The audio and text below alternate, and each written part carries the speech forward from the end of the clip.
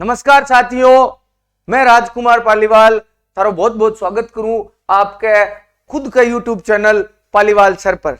साथियों, अपा पिछली 4-5 क्लास में जो है वह मॉक टेस्ट देख रहा क्या 3rd ग्रेड टीचर भर्ती का।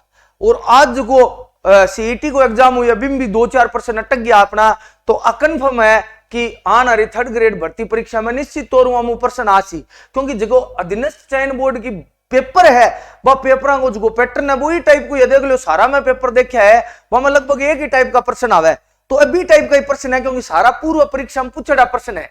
तो निश्चित तौर पर थारा बहुत बहुत फायदा हो सके, तो क्लास ने पूरी देखा। और यदि चैनल पर पहली बार आया हो तो चैनल ने सब्सक्राइब जरूर करिया, साथ ही साथ वीडियो ने लाइक करो। थारो मेरे हिसाब की कौन लगे, और सब्सक्राइब करने का कोई रकम को नहीं है, तो सब्सक्राइब कर लियो चैनल ने, वीडियो ने लाइक कर दियो और ज्यादा से ज्यादा शेयर करो, ताकि मैं ज्यादा से ज्यादा वीडियो थार खातर लाता रहूं। अब बिना देर करे बिना आपा चला क्लास में और अपन चलते हैं पहले प्रश्न की ओर। जो पहला प्रश्न है उसकी ओर चलते हैं। पहला प्रश्न है सुमेलित कीजिए। एक तरफ जो है वो तालाब या जो है वो बांध दिए गए हैं, इस ओर झील बांध लीजिए, तालाब बांध लीजिए, बाद ये पानी के जल स्रोत है। दूसरी तरफ उनका जो है वो सूची दी गई है कि वो कहां स्थित है। तो सबसे पहले अपन यदि बात करें तालाब एसाई की, ये जो तालाब एसाई है ये धौलपुर के समीप बारी नामक स्थान पर स्थित है। कहां है? बारी। बारी नामक स्थान पर जो है वो धौलपुर में ये स्थित है। इसके अलावा बात करें तो 2 नंबर पर है गेब सागर। गेब सागर जो झील है ये तालाब है, ये झील है, और ये झील जो है ना वो डूंगरपुर में है। गेब सागर झील ये डूंगरपुर में है। उसके बाद बात आती है कि जो कडाना है वो क्या है। कडाना जो बांध है या इसे कडाना बांध भी कहा जाता है, आपने पढ़ा होगा। कडाना से आप कंफ्यूज हो रहे होंगे, इसे कडाना बांध भी कहा जाता है। कडाना बांध या कडाना बांध जो है ना ये बांसवाड़ा में है, और ये एक बांध है जो कौन सी नदी पर बना हुआ है? ये माही नदी पर बना हुआ एक बांध है।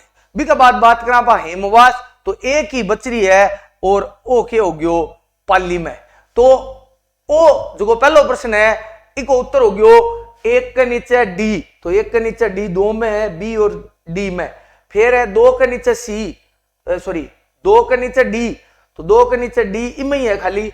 फिर 3 के नीचे बी है, देखो दिखाएं, 3 के नीचे बी है और 4 के नीचे ए है, तो आपको ऑप्शन सही हो गयो डी आरो, सी डी बी ए।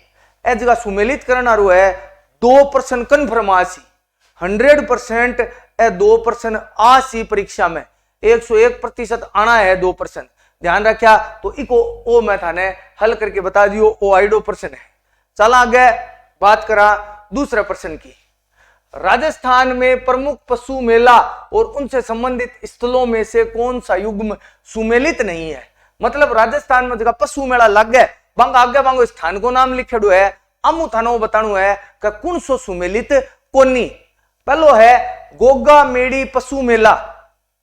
गोगा मेड़ी पशु मेला नोहर हनुमानगढ़, बिल्कुल लोक देवता गोगो जी की याद में गोगा मेड़ी पशु मेला जो है वो नोहर हनुमानगढ़ में लगता है, 101% सही है। दूसरा है श्री चंद्रभागा पशु मेला झालरापाटन झालावाड़, 100% ये चंद्रभागा मेला जो है वो कहां लगता है? झालरापाटन झालावाड़ में ही लगता है। अगला है बलदेव पशु मेला।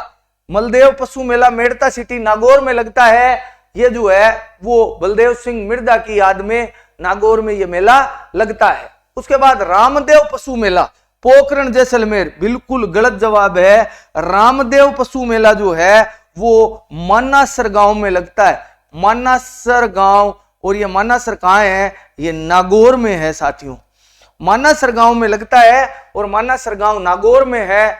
नागौर में ये मेला लगता है, निश्चित तौर पर मानासर नागौर में यह मेला लगता है। इसके अलावा बात करें तो एक बात और ध्यान रखना, देखो जो नागौर है, नागौर राजस्थान में सर्वाधिक पशु मेलों का आयोजन होता है। कई बार प्रश्न आता है कि राजस्थान सरकार सर्वाधिक पशु मेलों का आयोजन कहां करती है, तो राजस्थान सरकार से ज्यादा पशु मेला का आयोजन जो है वो नागौर में करे, ध्यान रखा। और वीर तेजाजी पशु मेलो जो है वो राजस्थान को सबसे बड़ो पशु मेलो है, वीर तेजाजी पशु मेलो। इसके अलावा अब महाशिवरात्रि आना रही है, फाल्गुन कृष्ण त्रयोदशी ने है जकी बा शिवरात्रि आवे, तो महाशिवरात्रि पशु मेलो खट लागे, महाशिवरात्रि पशु मेलो लागे करौली में। वो भी ध्यान रख लिया, वो भी पूछो जा सके कि महाशिवरात्रि पशु मेला कहां लगता है, तो महाशिवरात्रि पशु मेला करौली में लगता है। वीर तेजाजी पशु मेला कहां लगता है, पर्वतसर नागौर में लगता है, राजस्थान का सबसे बड़ा पशु मेला है।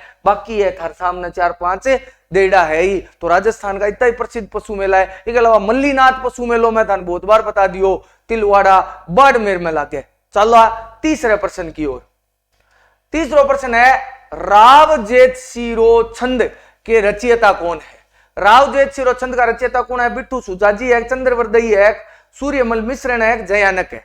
जे आप बात करा राव जेठ सिरा छंद तो इसका रचयिता है बिट्टू सुजाजी। देखो आज की किताब है, इस किताब के मायने कामरान और जेठ सिंह के मध्य जो बटनेर को युद्ध हुयो भी युद्ध को वर्णन है। तो कामरान कौन हो? कामरान बाबर को बेटो, हुमायूं को भाई हो, तो हुमायूं के भाई कामरान और जेठ सिंह यानी बीकानेर के शासक जेठ सिंह के मध्य जो युद्ध हुआ, उस युद्ध का वर्णन इस राव जेठ सिरा छंद किताब में करेडो है। और आ किताब की लिखेड़ी है, आ किताब बिट्टू सुजाजी की लिखेड़ी है। आ ध्यान क्या बिट्टू सुजाजी की आ किताब लिखेड़ी है। अरे में कामरान और राव जेठ सिंह मध्य जो युद्ध हुयो कौन सो बटनेर को युद्ध यानी हनुमानगढ़ में जो लड़ाई लड़ी गई बी लड़ाई को में वर्णन करेडो है। चंद्रवर्दई की पुस्तक को था ध्यान, नाम ही ध्यान है पृथ्वीराज रासो, पृथ्वीराज रासो अंग किताब को नाम था ध्यान ही है।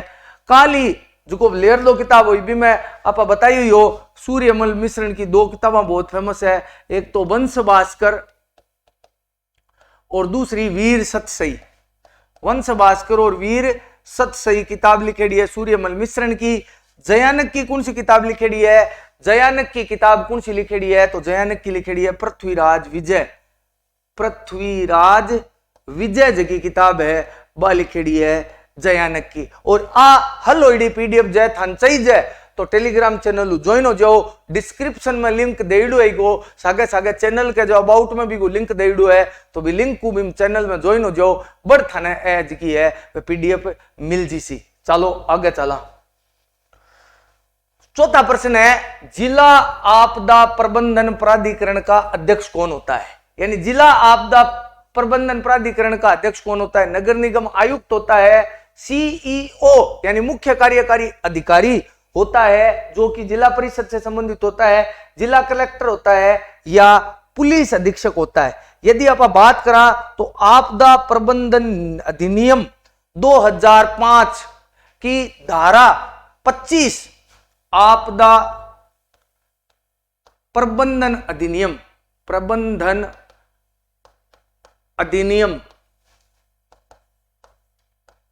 की धारा 25(1)(a) के अनुसार जिला आपदा प्रबंधन प्राधिकरण समिति को जो अध्यक्ष हुआ है वो है कलेक्टर।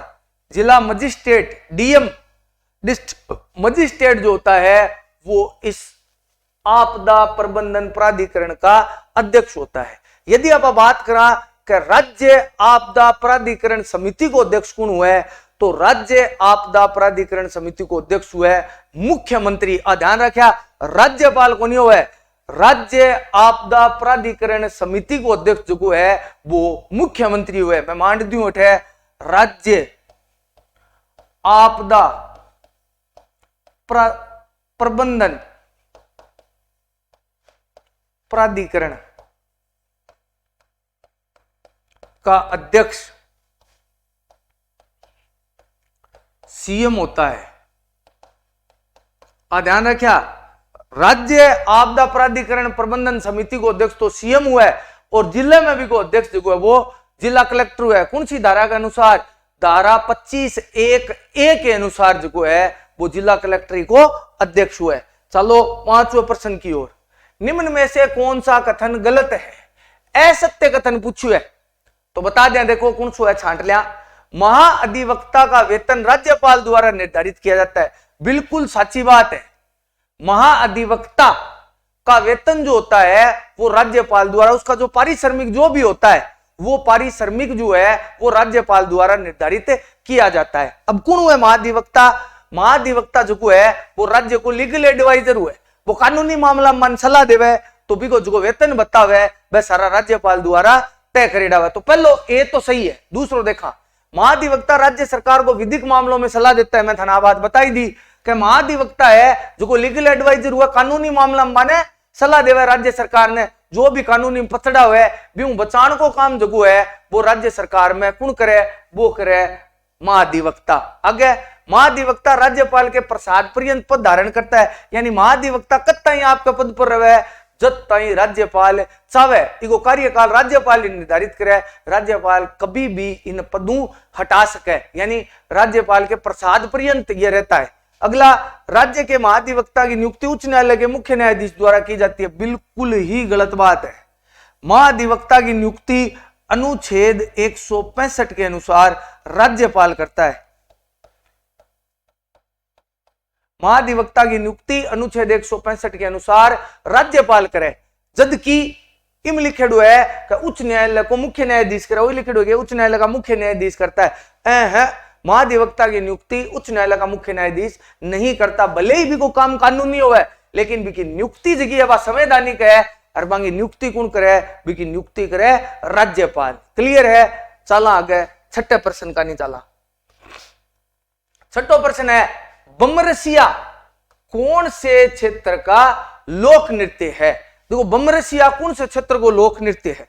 एक नृत्य 100% परीक्षा में आवल हो, चाहे कौन सो याव मैं थाने बहुत गणा करा रखे, रोजीना किन की करातो ही रहूं। तो बमरसिया कौन सा क्षेत्र को लोक नृत्य है? बागड़ को है, मेवाड़ को है, अलवर भरतपुर को है या शेखावटी को है? जब आप बात करा बमरसिया की तो पहली बात तो बमरसिया जो लोक नृत्य है वो अलवर भरतपुर को है। एक प्रश्न तो हल हो ही गयो कि ओ जो मेन प्रश्न आई हुए कि बमरसिया कट को लोक नृत्य है, तो बमरसिया जो है वो अलवर भरतपुर को है, आ ध्यान रखा। अब प्रश्न आवे कि वो तो अलवर भरतपुर को गया, बम की है? बम कवे नगाड़ा ने, बम कवे नगाड़ा ने।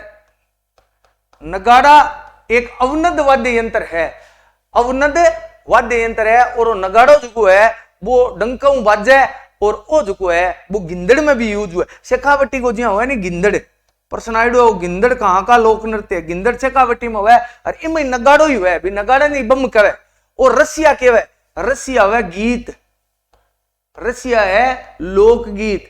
तो बम रसिया बनेडो हो, बम नगाड़ो रसिया गीत ने मिला के वो नृत्य है, जगह पर वह दो आदमी नृत्य करे, इन्हें बम रसिया कहे। तो बम के वह नगाड़ो, रसिया के वह गीत। तो बमरसिया जो है वो यहाँ बनेडो है, खटको प्रसिद्ध है, अलवर भरतपुर को प्रसिद्ध है, आ ध्यान रखा।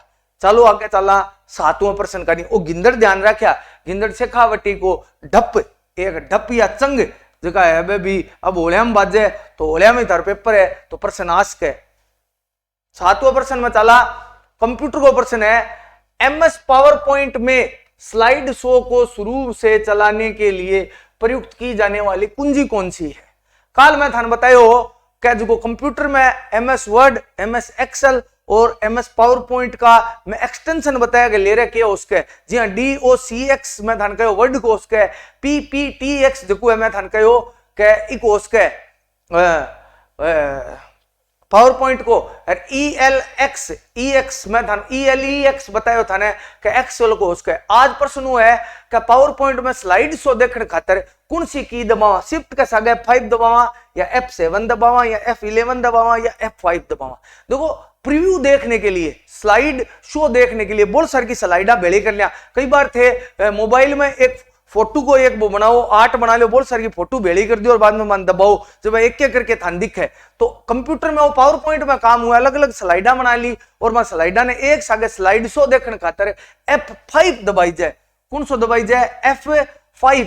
यहाँ F का मतलब होता है फंक्शन की, फंक्शन की नंबर 5 दबाई जाती है स्लाइड शो देखने के लिए।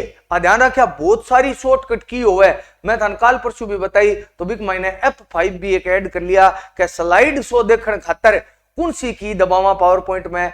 F5 दबावा। आइडो पर्सन है वो साथ। यहां आगे चला, आगलो देखो निम्नलिखित में से कौन सा सही सुमेलित नहीं है? सही सुमेलित कौन सो कोनी ए देड़ी है। देखो बर्बरी, अब बर्बरी बकरी की नस्ल है, आ तो सही है। बर्बरी जगी है वह बकरी की नस्ल, आ बहुत ही सोहनी बकरी हुआ बतावे, टाट है जगी बहुत जोर की हुआ बतावे, आ बिकी नस्ल है आ बर्बरी, ठीक है। चनोथर, आ चनोथर है वह भेड़ की नस्ल है। अब इन चनोथर या इन सोनाड़ी भी कह, ई भेड़ की नस्ल को दूसरा नाम है सोनाड़ी, फूटरी आई गणी हुआ। ई नस्ल खातरिया कवे है काज की भेड़ हुए, कान जमीन कड़े चरती टेम जना चनोथर कवे, इन्हें चरती टेम कान जमीन कड़े जो चनोथर कवे। लोही भैंस की ना, लोही की नस्ल है वह है भेड़ की, वह नस्ल है भेड़ की। बात करा भैंस की तो क्या है मुर्रा, मुर्रा जगी नस्ल है वह भैंस की हुए। एक खुंडी हुए वह भी भैंस की हुए, इसके अलावा और बहुत सारी भैंस की नस्ल हुए। इसके अलावा पापा बात करा तो कांकरेज आगा की वह, तो अब भी सही है। अब प्रश्न उठे कि गलत कौन सी है, तो लोही भैंस की कोनी, लोही भेड़ की नस्ल है, आ मैं थाने बताई दी। तो 8वां उत्तर हो गयो सी, ध्यान रखिया। आगे चला 1857 की क्रांति के समय भरतपुर रियासत में ब्रिटिश पॉलिटिकल एजेंट कौन था? देखो ये पॉलिटिकल एजेंट क्या होता था, जिस प्रकार राज्यों में अब वर्तमान में राज्यपाल होता है, उस प्रकार भारत में राजस्थान में जितनी रियासतें थी, जो बड़ी रियासतें थी, उनमें अंग्रेजों द्वारा अपना एक पॉलिटिकल एजेंट नियुक्त किया गया था। उसके ऊपर एक एजीजी था जिसे एजेंट टू गवर्नर जनरल बोलते थे, और उसके ऊपर बाद में जाकर गवर्नर जनरल होता था। तो पॉलिटिकल एजेंट देशी रियासतों के लिए होता था। तो राजस्थान की यदि अपन बात करें कि राजस्थान में कौन सा पॉलिटिकल एजेंट भरतपुर का था, तो पहले देखो बर्टन तो कोटा को मन ध्यान है, जो बर्टन था वो था कोटा का। मैक मोशन इसका पूरा नाम था, मैक मेसन नहीं, मैक मोशन था, ये पूरा नाम था इसका मैक मोशन। ओ मैक मोशन हो जगो ओ हो जोधपुर को, और इको तो थन ध्यान ही हो लो के मैक मोशन ने तो है वो मारी दियो, पुणे इन मार दियो गोरे काला जो युद्ध हुयो, ठाकुर कुशाल सिंह जो है वो मैक मोशन ने मार दियो। लेकिन 18% वो कौन पूछो के किको है, वो पूछो है कि मतलब 1857 में भरतपुर का कौन था, तो भरतपुर की बात करा तो वो हो मोरिसन। मोरिसन भरतपुर, सावर्स जो हो वो मेवाड़ को और रह गयो के बीच में, वो मेवाड़ को, बर्टन कोटा को, मैक मोशन जो है वो जोधपुर को। इसके अलावा करा तो बी टाइम AGG कुनो पैट्रिक लॉरेंस, पैट्रिक लॉरेंस, और एक और याद कर लियो कर्नल ईडन जयपुर को। जयपुर का PA यानी पॉलिटिकल एजेंट कौन था? जयपुर का पॉलिटिकल एजेंट था कर्नल ईडन। कर्नल ईडन जो था वो जयपुर का पॉलिटिकल एजेंट था। याद कर लिया पॉलिटिकल एजेंट कौन सो कटको हो आजकल है पूछ है। और बर्टन और मैकमोसन दो हिस्सा पॉलिटिकल एजेंट था जिनकी दुनिया की हत्या कर दी। बर्टन की हत्या कोटा में हुई और मैकमोसन की हत्या वो दूसरों को युद्ध हुई चेलावास को भी युद्ध में हुई। ठीक है, आगे चला 10वां प्रश्न, निम्नलिखित में से कौन सा वन्य जीव अभ्यारण्य जिले के साथ सही सुमेलित नहीं है? क्या आम कौन सा वन्य जीव अभ्यारण्य है जो को जिले के सागे सही सुमेलित है कोनी? तो देखो कौन सो कोनी देखा पा बस्सी और चित्तौड़गढ़ में बिल्कुल 100% सही है। बंद बारेट अले ओ गलत आ गयो, बंद बारेट अलवर में कोनी, बंद बारेट है जो को वो बंद बारेट रह गयो खटे भरतपुर में, तो वो गलत आ गयो। तो रावली टोटगढ़ पाली अजमेर में है ही वह। फुलवारी की नाल ओ उदयपुर में है फुलवारी की नाल।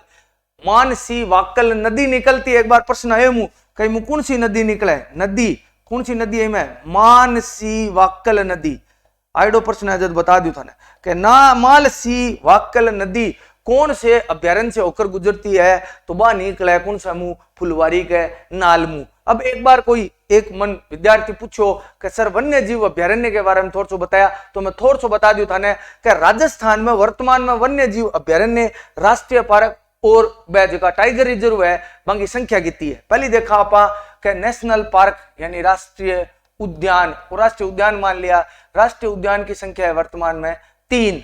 राजस्थान में राष्ट्रीय उद्यान तीन है, तीन थान बेरो ही लो। एक हो गयो रणथंभौर, एक हो गयो केवलादेव और तीसरो गयो मुकुंदरा हिल्स नेशनल पार्क। तो राजस्थान में 3 नेशनल पार्क है। फिर आवे अभ्यारण्य। अभ्यारण्यों की संख्या जी है वह है 27, यानी राजस्थान में अभ्यारण्यों की जी संख्या है वह है 27 अभ्यारण्य है राजस्थान में। उसके बाद टाइगर रिजर्व, टाइगर रिजर्व है राजस्थान में 4 टाइगर रिजर्व जो है वो राजस्थान में है। कौन कौन से हैं? रणथंभौर है, सरिस्का अलवर है, उसके बाद में रामगढ़ विषधारी बूंदी है और मुकुंदरा हिल्स नेशनल पार्क ये कोटा है। तो टोटल 4 रिजर्व है। एक प्रश्न और बता देता हूं आपको, बहुत सारे बच्चों को ये नहीं पता होता कि नेशनल पार्क में और अभ्यारण्य में क्या अंतर हुआ। देखो अंतर वो हुआ है जो नेशनल पार्क हुआ राष्ट्रीय उद्यान हुआ बिम जका भी पिसा लागे वह केंद्र सरकार देवे और अभ्यारण्य में जितना पिसा लागे वह राज्य सरकार देवे। वही अंतर है आंगमाइन। यहाँ राष्ट्रीय पार्क जो है वो भारत सरकार के अधीन है और अभ्यारण्य जो है वो राज्य सरकार के अधीन है, वो हमें अंतर है। और जो टाइगर रिजर्व है बिल्कुल अलग ही जगह है, वह योजना बनेडी है बिल्कुल अलग है। ठीक है, तो बात करा अगले प्रश्न की, 11वें प्रश्न की। 11वां प्रश्न है राजस्थान में लोकायुक्त वार्षिक प्रतिवेदन किसको प्रस्तुत करता है। देखो राजस्थान में लोकायुक्त पद जो है वो 1973 में बनेडो है। लोकायुक्त को काम क्या है? लोकायुक्त जो है वो जांच करता है कि भाई कोई भ्रष्टाचार में लिप्त कोई भी पद पर रहते हुए यदि कोई व्यक्ति भ्रष्टाचार करता है तो उसकी जांच करने खातिर लोकायुक्त बनाइडो है। वो लोकायुक्त है वो आपको वार्षिक प्रतिवेदन किन देवे? तो लोकायुक्त आपको वार्षिक प्रतिवेदन जो है वो राज्यपाल ने देवे। इसके अलावा एक और जो बार ले रहा प्रश्न आयो कि राज्य मानवाधिकार आयोग आपको प्रतिवेदन किन देवे? तो राज्य मानवाधिकार आयोग आपको प्रतिवेदन राज्य सरकार ने देवे। ध्यान रखिया, राज्य मानवाधिकार आपको प्रतिवेदन राज्य सरकार ने देवे, लोकायुक्त आपको प्रतिवेदन राज्यपाल ने देवे और अनुच्छेद 323 के अनुसार राज्य लोक सेवा आयोग भी आपको प्रतिवेदन जो है वो राज्यपाल ने देवे। तो ध्यान रखिया कौन सो राज्यपाल ने देवे और कौन राज्य सरकार ने देवे? राज्य मानवाधिकार आयोग सरकार ने देवे, राज्य सरकार ने। जबकि आरपीएससी और लोकायुक्त आपको जो वार्षिक प्रतिवेदन है वो राज्यपाल ने सौंपे। चलते हैं अगले प्रश्न में, 12वें प्रश्न में। देखो 12वां प्रश्न है मिर्जाई, दुतई और डगला किसके प्रकार है? अंगरखी का है, पगड़ी का है, धोती का है या लहरिये का है?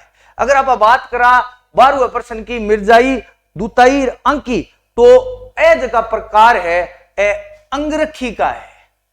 क्या है? अंगरखी का प्रकार है। ये अंगरखी ने बगतरी भी कवे, अचकन भी कवे। बगतरी या अचकन जो है वो इकाई रूप है। माइन पैरन की कोई होती लगी मैंने अंगरखी यानी अंगू जुड़ेड़ी इन्नर कोई इन्नर पैरने की कोई जगह है वो कोई होलो की वस्त्र बिना अंगरखी कवे। इन जगह मिर्जाई, दुतई और डगला के नामू जानियो जावे। तो आ ध्यान रखिया पूछो जा सको प्रश्न। अगला प्रश्न है राजस्थान सरकार ने उद्योग विभाग का नया नाम बदलकर रख दिया है। मतलब राजस्थान सरकार उद्योग विभाग को नाम बदल के क्या रख दियो? वाणिज्य विभाग, उद्योग और सहकारिता विभाग, उद्योग और तकनीक विभाग या उद्योग और वाणिज्य विभाग। वो जो नाम बदल करियो है वो नाम बदल कर दियो उद्योग और वाणिज्य विभाग। यानी राजस्थान सरकार उद्योग विभाग के नाम में एक नाम और जोड़ दियो, वाणिज्य नाम जोड़ दियो और नाम कर दियो उद्योग और वाणिज्य विभाग। तो दोनों है मिलेडू है। ध्यान रखिया हाल ही में करंट को प्रश्न है दोबारा आज के इको निश्चित तौर आने का चांस जाता है। अगलो देखो ग्रियर्सन ने किस बोली को बिलों की बोली की संज्ञा दी है? एज की बोली वाली है आप डेली एक आधो प्रश्न आवे। हालांकि वो प्रश्न बोलो सोरो प्रश्न है वो बिलों की बोली किन कहो है? तो बिल्ला की बोली भील रेवे खटे। वागड़ क्षेत्र में ज्यादा भील है तो निश्चित तौर से वागड़ी भाषा जो की है वह बिल्ला की बोली है और इन्हें बिल्ली भी कहे। एक बार वो भी प्रश्न आयो कि निम्न में से कौन सी भाषा को बिल्लों द्वारा बोले जाने के कारण बिल्ली कहा जाता है? कौन सी भाषा ने बिल्ली कहे? तो वागड़ी भाषा ने बिल्ली कहे, क्योंकि जी बागड़ी भाषा है वह बिल्ली ही वास्ते कही जाए क्यों वह बिल्ला द्वारा ज्यादा बोली जाए। तो बिल्ला द्वारा ज्यादा बोली जाए तो बिन बिल्ली कह दे। इसके अलावा मारवाड़ी भाषा को साहित्यिक रूप जो है वो डिंगल कहलावे। मारवाड़ी भाषा का साहित्यिक रूप,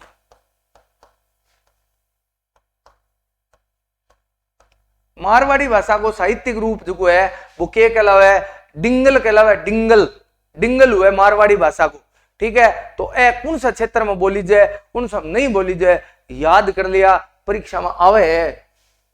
अगलो देखो, नारियों द्वारा शिकार करते हुए चित्रण किस चित्र शैली की विशेषता है, यानी औरतों ने शिकार करते हुए दिखाया गया है। शिकार करती हुई नारियों का चित्र कौन सी चित्र शैली में बनया है, बहुत ही सरल सो प्रश्न है, कोई बेजान दोरो प्रश्न को नहीं।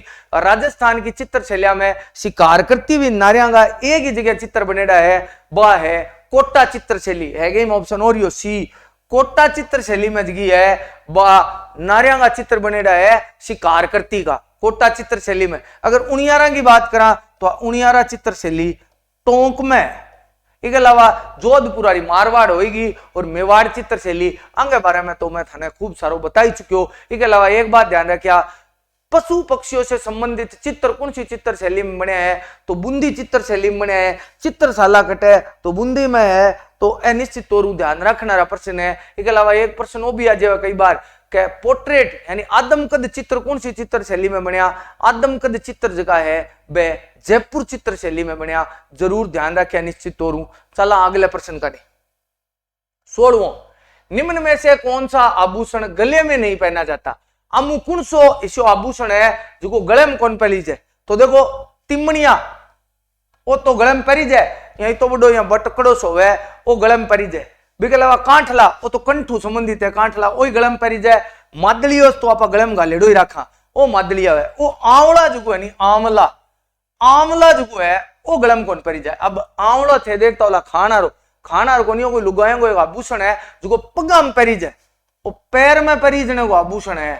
पैरों में जो है वो आंवला पहना जाता है। एक नेवरी हो है, पाजेब हुआ है, ऐसे पगा में गाली जाए तो नेवरी पाजेब बांध जिसो कोई एक आंवला है जो पग में पहरी जाए। नाम में आप पहली बार ही सुनिएगा आंवला, तो आंवला जो पग में पहरी जाए। बाकी तिमणिया कांठला मादलियो तो गालेडो राखती मां, तो ए जगह है वह निश्चित तौर गले का आभूषण है। इमाई पूछोगे कौन सो गले में कौन पहरी जाए, तो आंवलो जो है वो पगा में पहरी जा, ध्यान रखिया। नेवरी भी पगा में पहरी जावा, देखियो ली थे मोटी मोटी चांदी की हो है।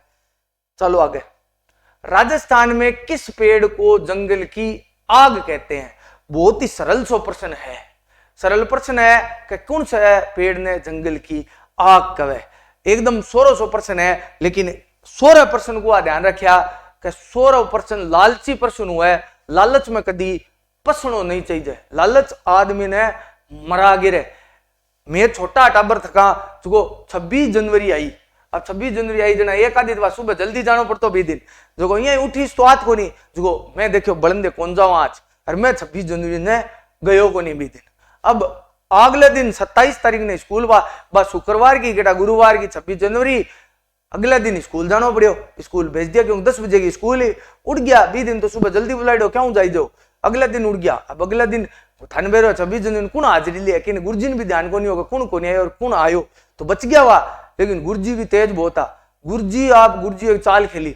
गुरुजी कहो भाई हाँ काल कौन को नहीं आयो, जना बे कोई खड़े को नहीं हो, मैं क्या खड़े हो भाई काल कौन को नहीं है। गुरुजी ठोके, अब खड़े को नहीं हो, गुरुजी आप चाल खेली कह रहे भाई बता दो जल्दी काल जो नहीं आयो, बने जो है काल बचेड़िया बूंदिया दे दिया।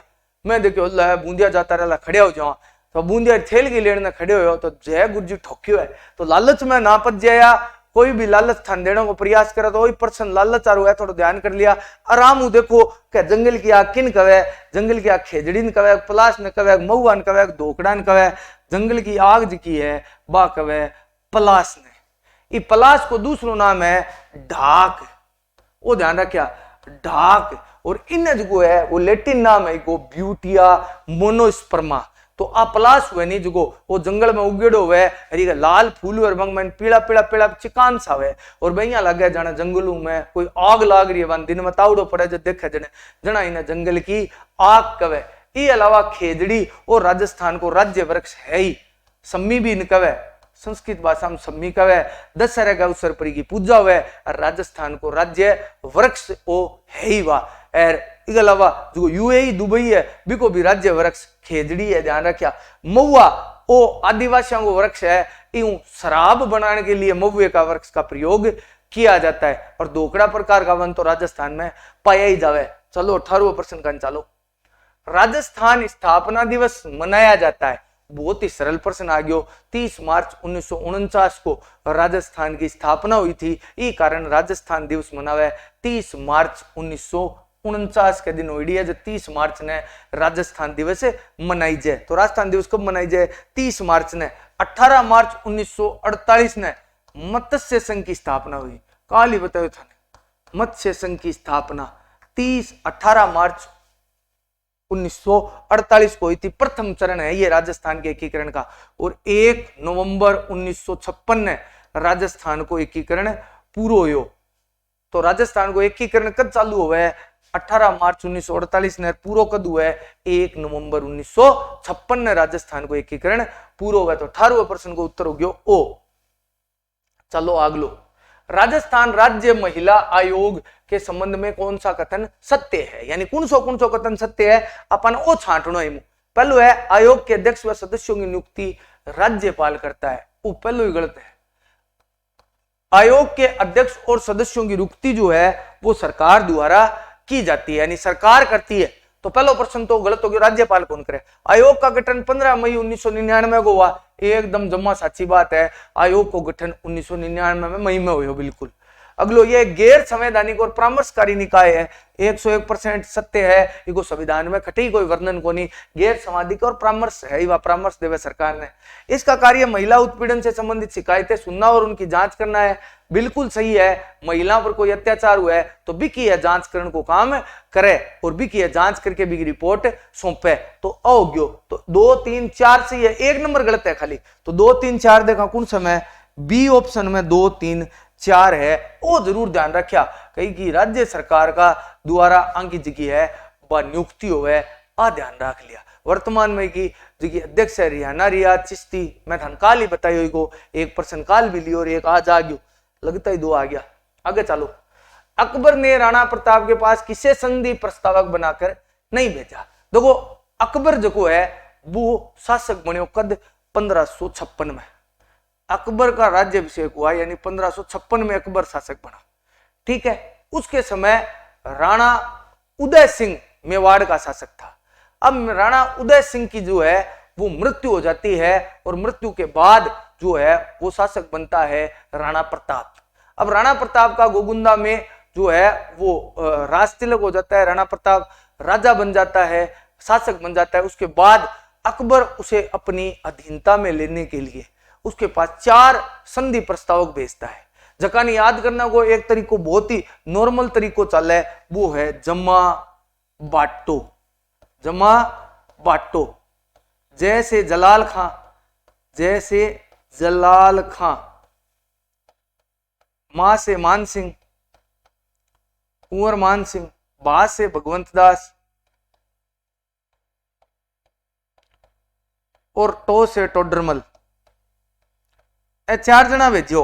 1, 2, 3, 4 जना भेजो। अनमु अब किन कौन भेजो देख लियो। मान सिंह ने भेजो, टोडरमल ने भेजो, अबुल फजल ने कौन भेजो। ओ प्रश्न केटा परीक्षा में कितनी बार आयो है?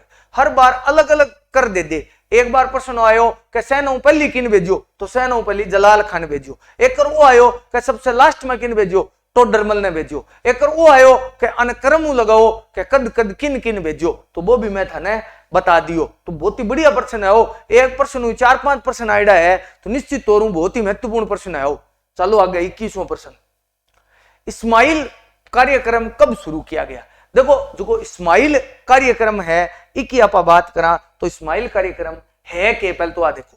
इस्माइल कार्यक्रम क्या हो कि जब कोरोना आयो, अचानक आयो था ध्यान है।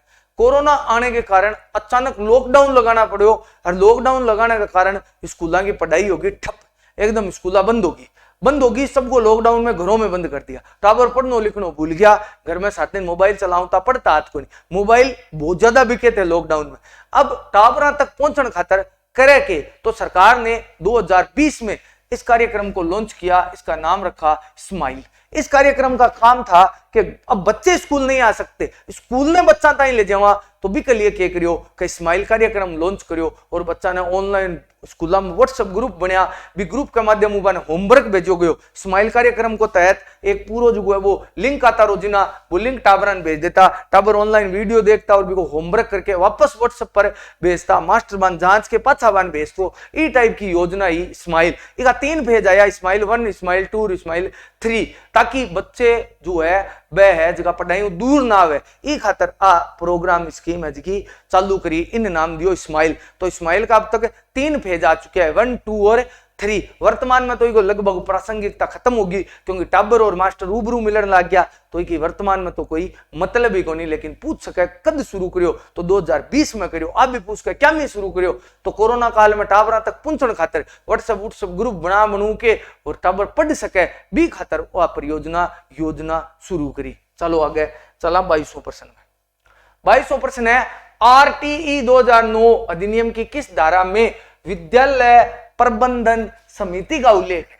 देखो 22वां प्रश्न है कि आरटी की किस धारा में विद्यालय प्रबंधन समिति का उल्लेख है। बहुत बार पूछे, आरटी की धारा सही इंपोर्टेंट है, लेकिन कुछ तो बहुत ज्यादा इंपोर्टेंट है। सैनो ज्यादा इंपोर्टेंट है धारा 21, क्योंकि धारा 21 में एसएमसी को, विद्यालय प्रबंधन समिति का मतलब हो गया एसएमसी, स्टाफ मैनेजमेंट कमेटी को जो है वो वर्णन है। और हालांकि जान हुआ है एसएमसी विद्यालय में सबसे ज्यादा महत्वपूर्ण कोई संस्था होती है तो वो एसएमसी होती है। एसएमसी का निर्माण 21 के अनुसार किया गया है। किसकी धारा? आरटी अधिनियम की धारा 21 के अनुसार किया गया है। इसमें टोटल सदस्य हुए 16।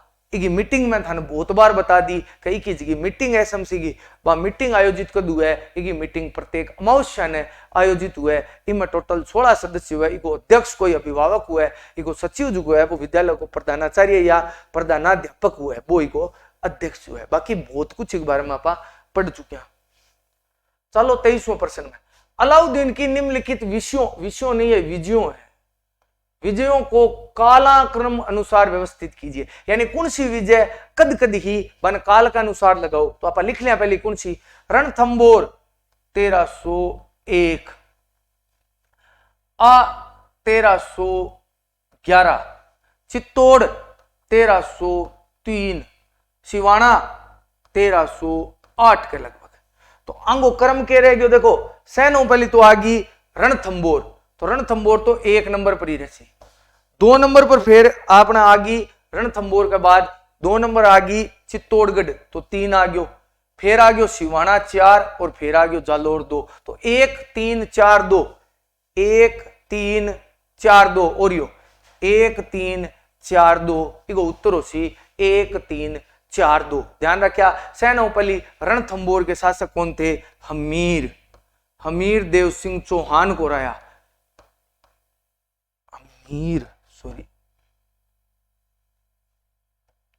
हमीर देव सिंह चौहान, ओहो कटको शासक, इको कानड़ देव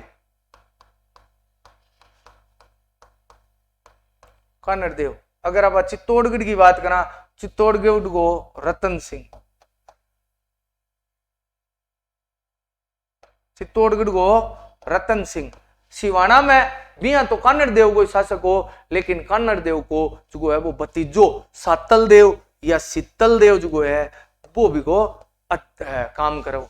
तो इको उत्तर हो गयो 1 3 4 2। अलाउद्दीन ने इतना युद्ध जीत्या, राजस्थान में बहुत ही रक्तपात मचायो। काल भी एक प्रश्न आयो कहा नाम के बदलियो, मैं थाने बताइयो जालोर को जलालाबाद कर दियो, चित्तौड़गढ़ को खिजराबाद कर दियो, सिवाना को खैराबाद कर दियो, नाम बदलिया और वो सेंगा। चला 24वां, निम्न में से कौन सी इनपुट युक्ति नहीं है? आमो इनपुट युक्ति कौन सी? इनपुट युक्ति कौन सी? कंप्यूटर की जगह में आप कंप्यूटर का मायने कोई कमांड देवा, वह इनपुट युक्ति है। जिससे कंप्यूटर में कमांड दी जाती है वह इनपुट युक्ति है। तो देखो कीबोर्ड तो इनपुट युक्ति है ही, आप छापा एक मायनो कीबोर्ड तो छापा ही।